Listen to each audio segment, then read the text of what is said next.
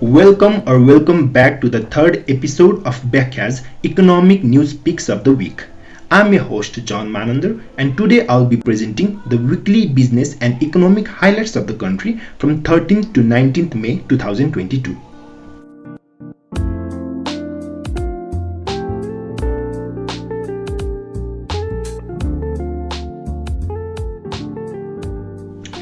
The budget for the upcoming fiscal year is set to be unveiled on May 29. So, will we see a bloated budget once again, or will the budget address the main economic problem of inflation that the country is currently facing?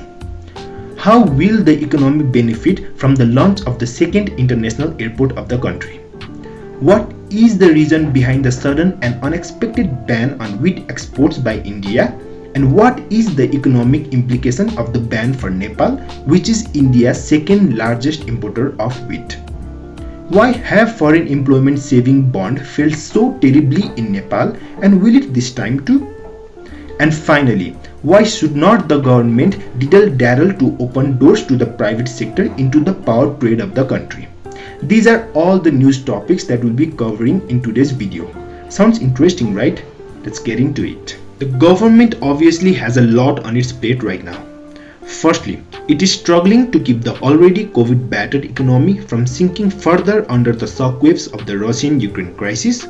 Secondly, with the completion of the local level elections, it is busy preparing for the provincial and federal level elections scheduled for later this year. And finally, the government is clamoring to meet the May 29 deadline set by the Constitution to publish the annual budget for the upcoming fiscal year 2022 to 2023. But against the backdrop of alarmingly high inflation and the upcoming elections, one can imagine preparing the budget will not be an easy feat. This is because with inflationary pressure hitting a 67-month high at 7.28%, the government has to resist the temptation of preparing a bloated budget that overpromise, overtax and overspend, causing the already high inflationary pressure to spiral out of control. This would require the concerned authorities to not cave into pressure to include populist programs that political parties have promised in their election manifestos to appease voters.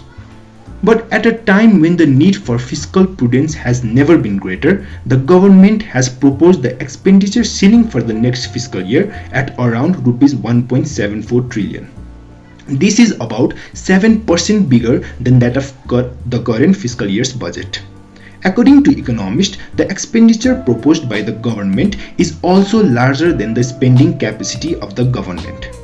In fact, for the third time this year, the government has been forced to dial down the size of the budget after failing to implement it.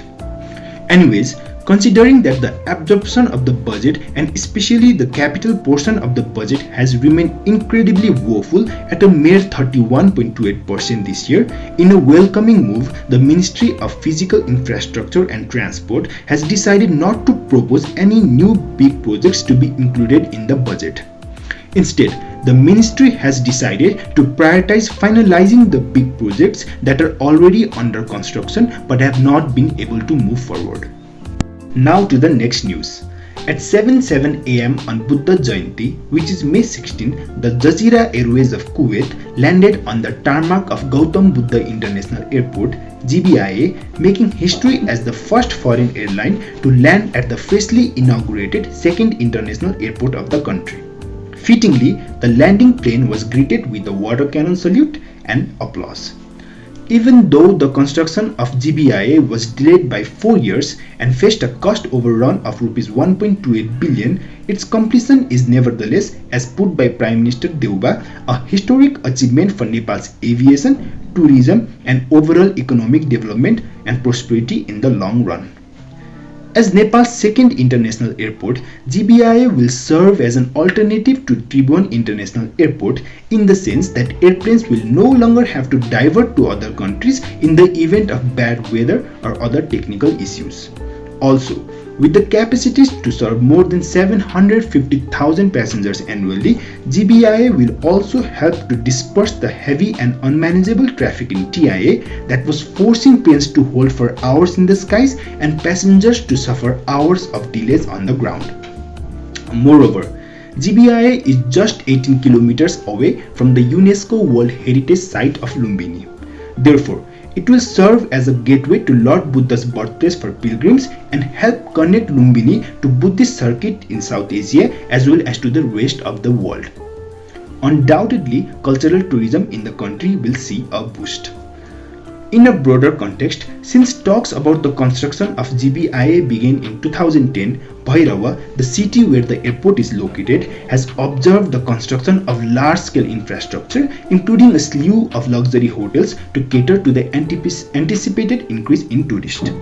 The once sleepy market town in the Tarai Plain has also hosted the Mainland Special Economic Zone and is now a bustling hub of economic activities with humming factories and rapidly spreading transportation network. Needless to say, the operation of GBIA will further propel economic growth and employment in the region and decentralize social and economic development that was and still is heavily concentrated in the capital city of Kathmandu. However, while we revel in the economic rewards the airport will bring to the country, it must be noted that India has given access to only a single air entry point to landlocked Nepal. Therefore, GBIA will not be financially and technically feasible unless the southern neighbor changes its mind and allows aircraft to enter Nepal from one of the proposed cross-border air routes in Bhairava, Nepalganj or Mahendranagar. Now to the third news. Amid global food shortages spurred by Russia's war in Ukraine, do you remember how the second largest producer of wheat, India, had planned to step up its wheat exports in order to meet the lacuna?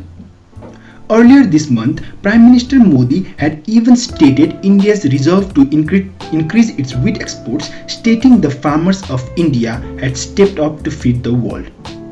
However, in a complete about-face, on May 14, the Indian government shocked the entire world by suddenly announcing a partial ban on wheat exports, citing the need to focus on domestic demand. But what does it mean? Why did our southern neighbor suddenly ban exports of wheat, and what is its implication for Nepal, which is India's second largest importer of wheat? If you have been following us, you will recall that the week before the last week, we covered why the largest exporter of palm oil, Indonesia, had just imposed a sweeping ban on palm oil exports. India's ban, same as Indonesia's, was placed in order to protect the domestic industry from skyrocketing prices. Cashing in on a rally in global wheat prices, India exported a record 7 million tons of wheat in the fiscal year to March, up more than 250% from the previous year. With exports looking so promising, traders therefore started buying from farmers to export rather than to sell to the domestic market. As a result, wheat prices in India rose to records high. The high wheat prices were also fueled by the rise in global prices of fertilizers and also fuels. Though this has not resulted in a full-blown shortage, yet the government got worried that if farmers went on selling to exporters, its buffer stock of almost 20 million tons needed for handouts to millions of poor families and to avert any possible famine would soon run out. The government had further reason to worry as the spike in temperatures in mid-March is also expected to reduce wheat output to lower than envisioned. But what about Nepal? How would it impact us? Before I play the doomsday flute, it must be noted that India has carved out multiple exceptions on its ban. With one being, the restrictions won't apply to governments that request wheat for food security needs. So it is unlikely that India will impose a complete ban on Nepal, which is its next door neighbor. However, India also exports wheat to a host of different countries and has to honor its obligation to them. Therefore, even if a complete ban is highly unlikely, Nepal is likely to face stringent conditions in order to import the required amount of wheat from India. This is likely to affect the supply of wheat and its price in the local market. Therefore, considering the demand of wheat for 10.5 months is made by imports, mostly from India, brace yourself for a further rise in the prices of wheat and wheat-based consumer goods. As wheat is a key ingredient in most products, by wheat-based products I mean virtually almost every food item, from bakery products and pasta products to beer and even milk, as wheat is a vital food for cattle. Now to the next news. In a bid to mobilize the remittance earned by the migrant workers for infrastructural development of the country, the government has this time as well carried on its decade-old practice of issuing foreign employment saving bonds. Issuing a public notice, NRB has called on Nepalese workers abroad to invest in foreign employment saving bonds 2084. With an attractive interest rate of 12.8%, which is well above the average interest rate offered by domestic banks, one would expect the bonds to get oversubscribed, right? Well, not exactly. If the past is any indication of the future performance of the bonds, the answer is a resounding no. According to the NRB record, in the last decade, among the bonds issued, only 5% were sold out. In fact, the highest subscription rate for such bonds was a mere 33.49% that the central bank sold in the year 2014-15. So what explains the dismal performance of foreign employment saving bonds in Nepal? Why has not it been able to attract foreign workers despite offering attractive returns? Firstly, less than 2% of the remittance money is actually spent on investment, with the majority being used for meeting household daily consumption needs and for repaying debts. This is not surprising because it is to make ends meet that workers migrate in the first place. Nonetheless, the low allocation of income for investment explains the poor response to foreign employment saving bonds. However, the low allocation does not explain the whole picture. The historic failure of the bond has to do with the lack of awareness due to inadequate publicity and a short period of sale. Little marketing used to be done before the issuance, and it also seemed rushed. Therefore, there was not just enough time to generate a wide range of interest. Another reason was limited targeting. Migrants in India, which is the largest destination of Nepali migrants, were not allowed to buy these bonds. Also excluded were Nepali migrants in the OECD countries that generally earn higher income than their peers in the Gulf countries and in Malaysia. Another reason was financial, like always. The interest rate offered on the bond was not attractive to buyers, as it had an interest rate of 9 to 10% and a maturity period of 5 years, whereas commercial banks in Nepal offered up to 13% interest rate on 5-year fixed deposits. Another possible reason is that though money transfer agencies that sold the bonds received the commission on the sale, they had to forego money transfer fees. It is possible that they did not have the right incentive to promote the bonds over remittance transfers. However, this time around the government seems to have learned valuable lessons from its failed foray into diaspora bonds. Citing the low selling rate, NRB in the current fiscal year has planned to sell the foreign employment bond worth half the amount in the previous fiscal year. The interest rate has also been substantially increased, and so has the sale window.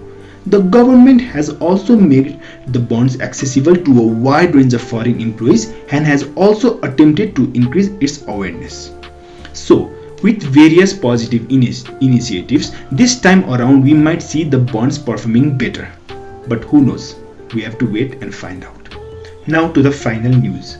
As per the Electricity Act 1992, the private sector is only allowed to produce electricity, while the state-owned Nepal Electricity Authority has the monopoly over the transmission, distribution and trade of electricity in Nepal. But barring the private sector from the power trade is one among many reasons why the country had to waste all of its surplus power amounting to 500 megawatt in the last fiscal year. This is because, unlike the government, private companies driven by profit motive would have been active in supplying power throughout the country and also in exporting it through business-to-business agreements across the border to India and Bangladesh. But with the fear of wasting power becoming a persistent reality as the country targets to generate 10,000 megawatt of electricity by 2026, it seems the government is slowly starting to come to its senses and seems eager to open the doors to the private sector. However, the lack of a legal mechanism still hinders private sector entry into the power trade. Since the Electricity Act bars private sector to engage in power trade, the Ministry of Energy, Water Resource and Irrigation had earlier held interministerial consultations on a draft electricity transmission directives and set of guidelines to open the door for the private sector. But the Ministry of Law, Justice and Parliamentary Affairs poured cold water on the plan, arguing that the existing law does not have the provision to allow the private sector to trade into electricity. Therefore, the Energy Ministry is currently working on an option of providing a way out through the amendment to the Electricity Act under the Some Nepal Acts Amendment Bill. The Energy Ministry had to resort to this relatively lengthy option because the already registered bill to amend and integrate existing electricity laws, which allows the private sector to trade electricity under Section 29, remains stuck in the National Assembly since mid-July 2020. Nonetheless, even if both these options are not endorsed, the government can still issue an ordinance to allow the private sector entry into the electricity trade. It just depends on the will of the government. But the government should make haste because the private sector is anxiously waiting for approval. Some companies have already approached the Energy Ministry seeking trading and export license, and some of them are engaged in negotiations and consultations with Indian and Bangladeshi companies for power trade. For instance, Nepal Power Exchange Limited, a Nepali private sector firm that aims to engage in power trade, and India's Manikaran Power Limited have already signed a memorandum of understanding on energy trading on January 10. Similarly, the Nepal Infrastructure Bank has also proposed to establish a power trading company as its subsidiary. Private sector bodies like Nepal Power Exchange are fervently waiting for the government to open the doors because without an export license, there is no way for them to trade power. As per the document introduced by India's Power Ministry in February last year, it is mandatory for Nepali companies interested in selling power to India to first get a license from Nepali authorities. Also, an export license is important to ensure trust with buyers and partners. This is evident by the fact that Manikaran has stated that it will not put in money until the Nepal Power Exchange Limited has an export license. Therefore, there is no time for the government to diddle-daddle. The government should make haste to open doors for the private sector entry into the power trade or risk yet another year of electricity wastage. So, did you find our economic news picks of the week insightful? If you did, then please like, subscribe and don't forget to share it with your friends and all the other economic lovers out there. Have any feedback for us? Then drop it in the comment section below. That's it for now. Have a wonderful week ahead. Checking out John Manandar.